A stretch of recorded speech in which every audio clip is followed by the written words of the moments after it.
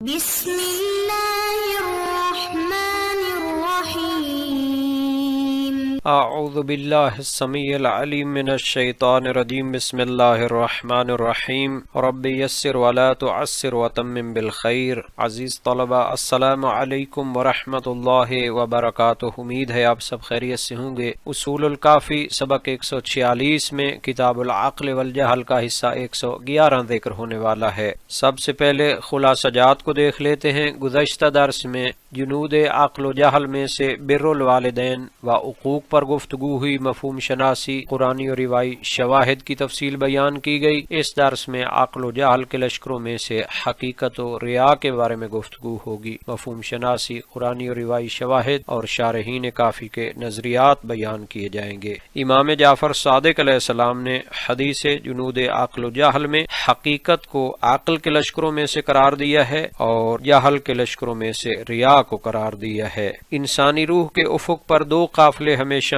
صف آرا رہتے ہیں، ایک وہ جو نور عقل کے زیر پرچم آگے بڑھتا ہے اور دوسرا جو ظلمت جہل کے جال میں بھٹک جاتا ہے۔ انہی دو لشکروں میں سے ایک صفت ہے حقیقت، صدق، صفا اور خلوص کے آئینہ دار، اور اس کے مقابل الریا، دکھاوا، تصنع اور فریب نظر کی تاریکی ہے۔ حقیقت کی لغوی اور باطنی جلوہ گری۔ لغت میں حقیقت و سامر ثابت اور موجود کو کہتے ہیں، جو وہی ہو جو دکھائی دے، باطل اور خیال کا سایہ اس پر نہ پڑے، نہ بناوٹ اس کی حقیقت پر نقاب ڈال سکے۔ اسی لیے عارفان حق نے کہا الحقیقہ ما لا یتغیر فی السر والعلن، حقیقت وہ ہے جو ظاہر و باطن، خلوت و جلوت میں ایک ہی حالت میں ہو۔ صادق القلب انسان کا عمل بھی ایسا ہی ہوتا ہے، وہ خلوت میں بھی ویسا ہوتا ہے جیسا کہ جلوت میں اس کے ظاہر کی چمک باطن کے نور سے جنم لیتی ہے، نہ کہ نگاہ مخلوق کے تماشے سے۔ جبکہ ریا جہل کا فریب لطیف ہے۔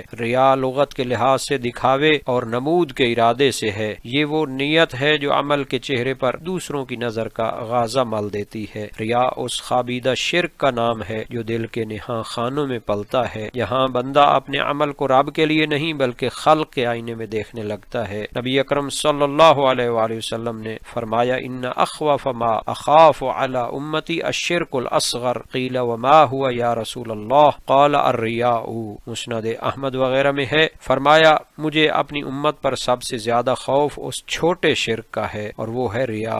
یہ چھوٹا شرک حقیقت میں نیت کی شکستگی ہے۔ عمل تو باقی رہتا ہے مگر اس کا جوہر، اس کی روح مضمحل ہو جاتی ہے۔ یہاں تک حقیقت اور ریا کے بارے میں علمی مسائل کا تعلق ہے تو سب سے پہلے قرآنی اور روایی شواہد دیکھ لیتے ہیں۔ قرآن کریم نے ریا کو عبادت کی بربادی قرار دیا ہے۔ فرمایا سورہ ماعون میں جہاں دین کی تکذیب کرنے والے کی مذمت فرمائی جو کہ یتیموں کو دھکے دیتے ہیں، مسکینوں کو کھانا کھلانے کی ترغیب نہیں دیتے، وہیں پر فرمایا فویل للمصلین الذین هم عن صلاتهم ساہون الذین هم یراؤون ویمنعون الماعون، تباہی ہے ان نمازیوں کے لیے جو نماز پڑھتے ہیں مگر دکھاوے کے لیے۔ ایک اور مقام پر فرمایا یا ایھا الذین آمنوا لا تبطلوا صدقاتکم بالمن والاذی کالذی ينفق مالہ رئاء الناس، البقرہ 264۔ یعنی اے ایمان والو اپنے صدقات کو احسان اور اذیت کے ساتھ باطل نہ کرو، جیسے وہ شخص جو لوگوں کے دکھاوے کے لیے خرچ کرتا ہے۔ یوں ریا نہ صرف عمل کے ثواب کو چھین لیتی ہے بلکہ اسے باطل کر دیتی ہے کہ نیت کا زنگ عبادت کے جوہر کو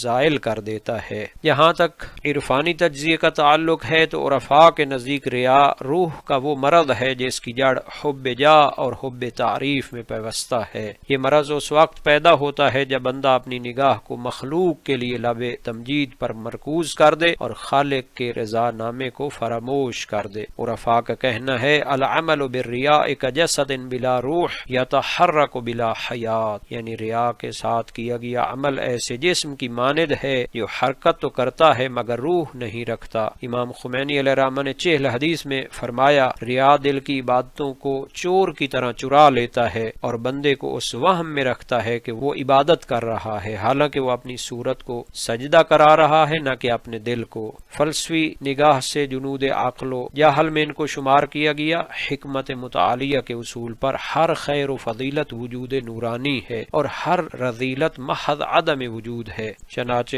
حقیقت وجود نور عقل ہے اور ریا وہ عدم ہے جو اس نور پر سایہ ڈال دیتا ہے۔ ملا صدرہ کے مطابق المعصیہ لیست شیئا الا ظلمتا فی النفس، گناہ در اصل وجود ظلمت ہے، وجود مستقل نہیں ہے۔ یوں ریا دل کے افق پر وہ سایہ ہے جو اخلاص کے سورج کو گہن لگا دیتا ہے۔ جب بندہ اپنے عمل کو غیر اللہ کے لیے جلوہ بناتا ہے تو گویا اس نے عقل کے لشکر سے رشتہ توڑ کر جہل کے خیمے میں پناہ لی ہو۔ اخلاقی اور روحانی علاج محاسبہ نفس، ہر عمل سے پہلے دل سے پوچھیں یہ کس کے لیے انجام دے رہے ہیں۔ اگر جواب میں مخلوق کا نام آئے تو ابھی نیت کو وضو کرانا پڑے گا۔ اخفاء عمل، جہاں ممکن ہو عمل کو چھپانا چاہیے تاکہ شہرت کی جڑ کٹ جائے۔ مراقبہ و محاسبہ نفس، روزانہ اپنے اعمال کا احتساب کرنا چاہیے، یہ عرفان کی بنیاد ہے۔ صحبت صادقین، اہل اخلاص کی صحبت ریا کے زہر کو پگھلا دیتی ہے۔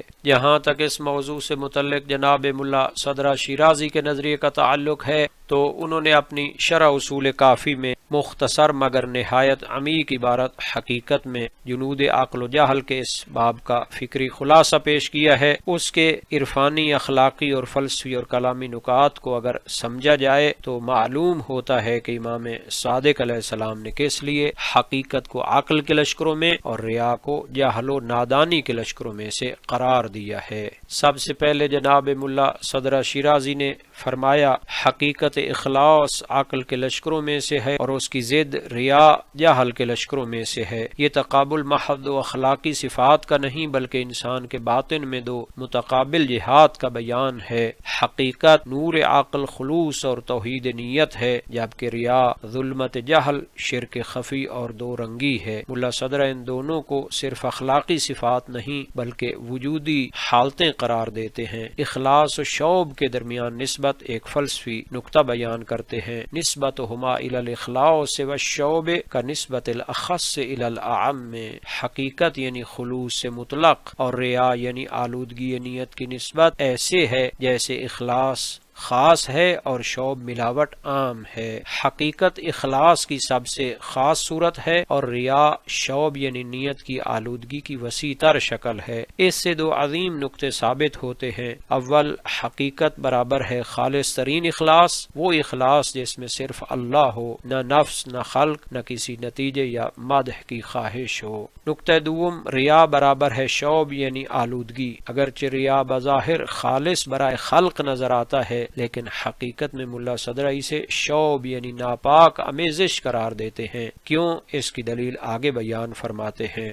حقیقت کی تعریف اخلاص محض سے فرمائی ہے۔ فالحقیقت اخلاص العمل للہ تعالی ابتغاء لوجہہ لا لشیء آخر، حقیقت یہ ہے کہ عمل صرف اللہ کے لیے ہو، مقصد صرف قربت الہی ہو، نیت میں نہ خواہش نفس ہو، نہ ذات کی لذت، نہ عادت، نہ شہوت روحانی، نہ تعریف کی امید، نہ دکھاوا۔ یہ تمام چیزوں کی جب نفی ہو جائے گی اور عمل کو خالص اللہ کے لیے قرار دیں گے تب جا کے وہ حقیقت بنے گا۔ ملا صدرہ اس بات کو فلسفی زبان میں یوں بیان کرتے ہیں، عمل کا علت غائی صرف اللہ کی ذات ہو، یعنی بندہ نہ ثواب کے لیے نہ سزا کے خوف سے بلکہ صرف اللہ کی قربت اور رضا کے لیے عمل کرے، یہ عارفانہ توحید کی انتہا ہے۔ ریا کی تعریف، الرياء فعل الطاعة لكي يراها الخلق منه فيعظمونه، ریا یہ ہے کہ بندہ اطاعت اس لیے بجا لائے تاکہ لوگ اسے دیکھیں اور اسے تعظیم و مقام یا مدح کریں۔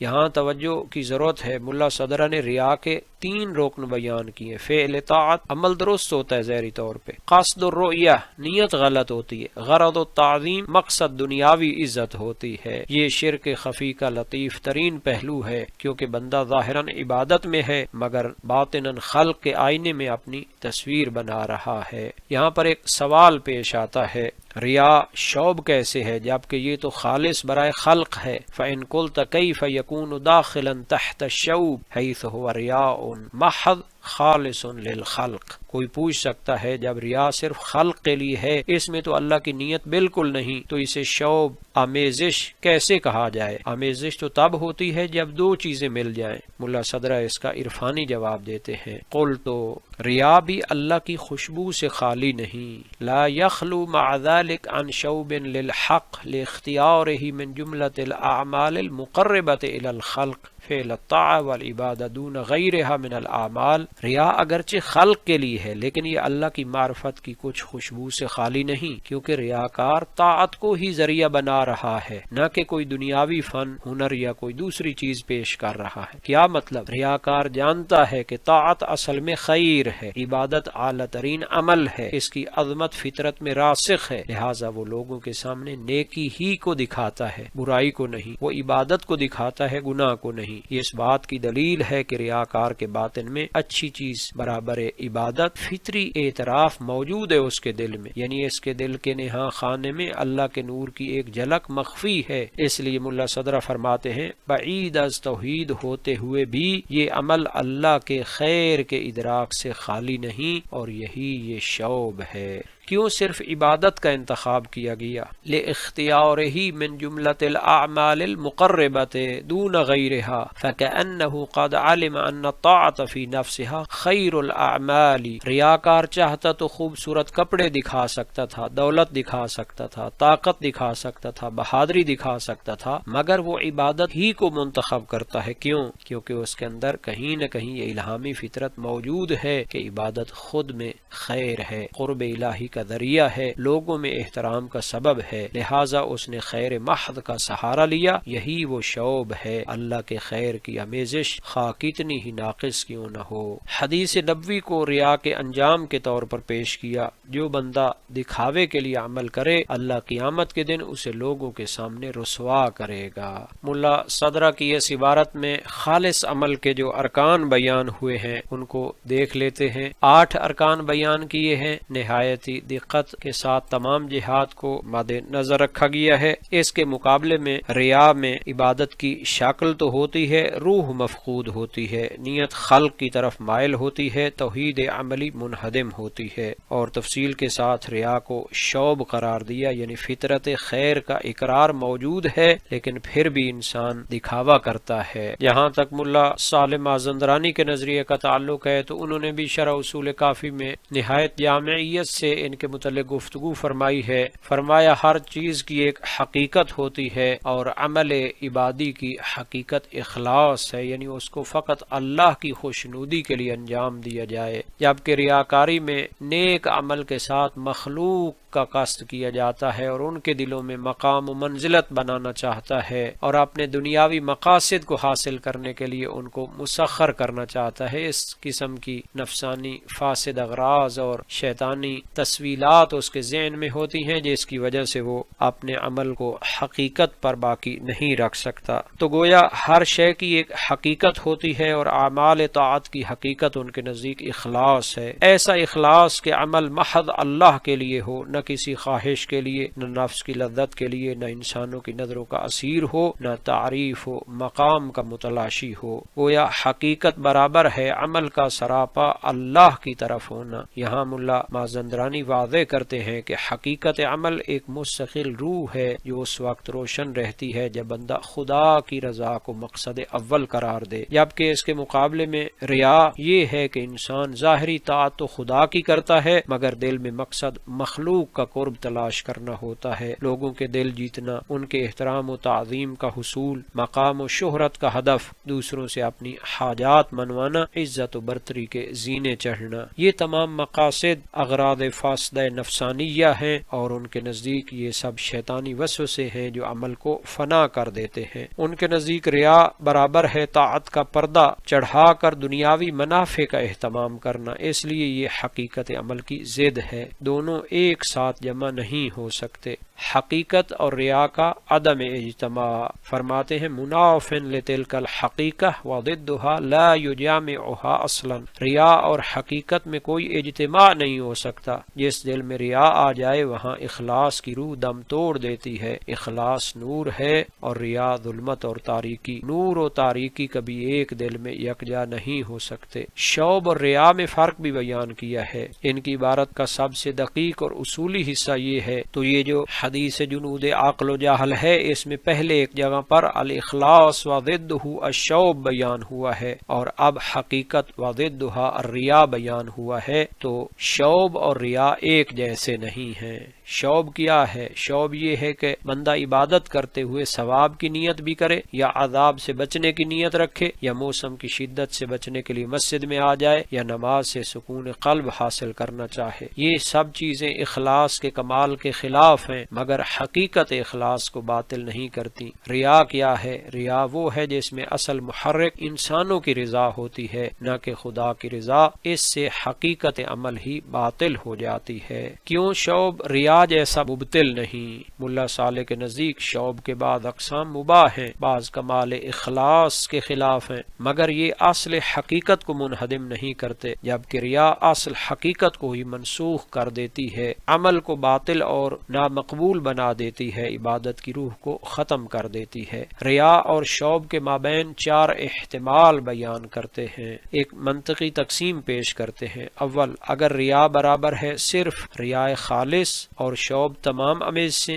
ریا سمیت دونوں میں تباین کلی ہوگا۔ ریا ہمیشہ مبتل ہے جبکہ شعب کبھی مبتل کبھی غیر مبتل ہے۔ دوسری صورت، اگر ریا برابر ہو خالص ہو غیر خالص، اور شعب برابر ہو وہ امیزش جس میں ریا شامل نہ ہو، تو ریا اور شعب بالکل جدا ہیں، ریا مبتل ہے اور شعب غیر مبتل ہوگا۔ تیسری صورت، اگر دونوں شعب اور ریا کو عام رکھیں، دونوں میں عموم من وجہ کی نسبت ہوگی، کچھ مقامات مشترک ہیں کچھ جدا ہو جاتے ہیں۔ چوتھی صورت، حکم کے اعتبار سے ریا ہمیشہ مبتل ہے، شعب کبھی مبتل ہے اگر نیت میں ریا ہو، اور کبھی غیر مبتل ہے اگر نیت مباح ہو۔ تو یہ ان کی عبارت میں چار صورتیں بھی بیان ہوئی ہیں۔ یہ جو حدیث ہے کہ جو بندہ لوگوں کو دکھانے کے لیے عمل کرے، اللہ قیامت کے دن اسی ریا کے ساتھ اسے رسوا کرے گا۔ ریا کا باطن رسوائی ہے، اللہ اس رسوائی کو روز قیامت کھول دے گا، کیونکہ ریاکار دنیا میں خلق کے سامنے عمل دکھاتا ہے اور آخرت میں حق کے سامنے اس کی ریا ظاہر ہو جاتی ہے۔ آج کے سبق کا خلاصہ دیکھ لیتے ہیں۔ جنود عقل و جہل میں سے حقیقت و ریا کے متعلق تفصیل سے گفتگو ہوئی، مفہوم شناسی، قرآنی اور روایی شواہد اور شارحین کافی کے نظریات بیان کیے گئے۔ ریا ایک لطیف شرک ہے جو عبادت کی قبا کو خالق کے رنگ سے اتار کر خلق کے رنگ میں رنگ دیتا ہے، اور حقیقت وہ آئینہ صدق ہے جس میں بندہ صرف اپنے رب کو دیکھتا ہے، نہ خود کو نہ مخلوق کو۔ جب دل کی نیت اللہ کے حضور سجدہ کر لے تو عمل چاہے چھوٹا ہو ازل و ابد میں گونج اٹھتا ہے، اور جب نیت خلق کی رضا کی قید میں آ جائے تو بڑے سے بڑا عمل بھی اپنے اثر سے خالی رہتا ہے۔ اس درس کے متعلق تمرینی سوالات کو بھی دیکھ لیتے ہیں اور اللہ تعالی سے دعا کرتے ہیں کہ ہمیں قرآن اور سنت کو سمجھنے اور ان پر عمل کرنے کی توفیق عطا فرمائے اور ہمارے اعمال صالحہ کو خالص اپنی رضا کے لیے قرار دے۔